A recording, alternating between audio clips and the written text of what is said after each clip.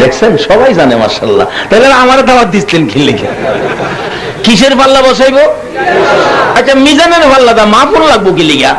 হিসাব কিতাব সঠিক ভাবে দেওয়ার জন্য দুইজন ফেরেশতা আমাদের কাঁধে আছে না? এরা কি কোনো বেশ কম করে? গুস্টুস খা?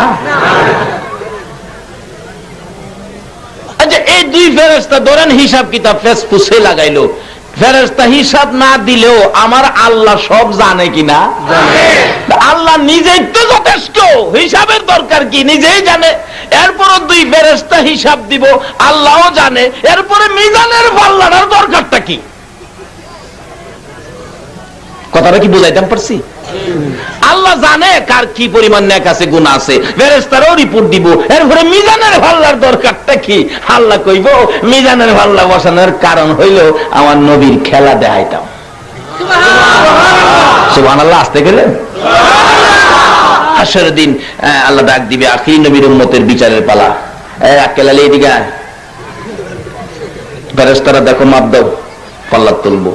মাপ দিলে চায় থাকবো, দেখবো নেকির পাল্লা হালকা, গুনার পাল্লা চোখের পানি ছেড়ে দিব। এই বিপদ, আজ উপায় নাই। আরে দয়ার নবীরে যদি পাইতাম, এমনি আমার নবী হাজির।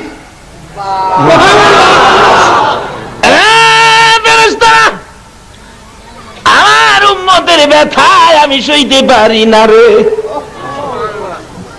কেমনে সইব? আমার নবীর প্রাণপ্রিয় বিবি মা আয়েশা সিদ্দিকা রাদিয়াল্লাহু তাআলা আনহার জীবনী খুলুন। মা আয়েশা বলেন, আমি একদিন আমার নবী গোসল করে হুজরায় ঢুকলে অনুমতি চাইলাম, ইয়া রাসূলুল্লাহ তোল মালিশ করব, অনুমতি দেন।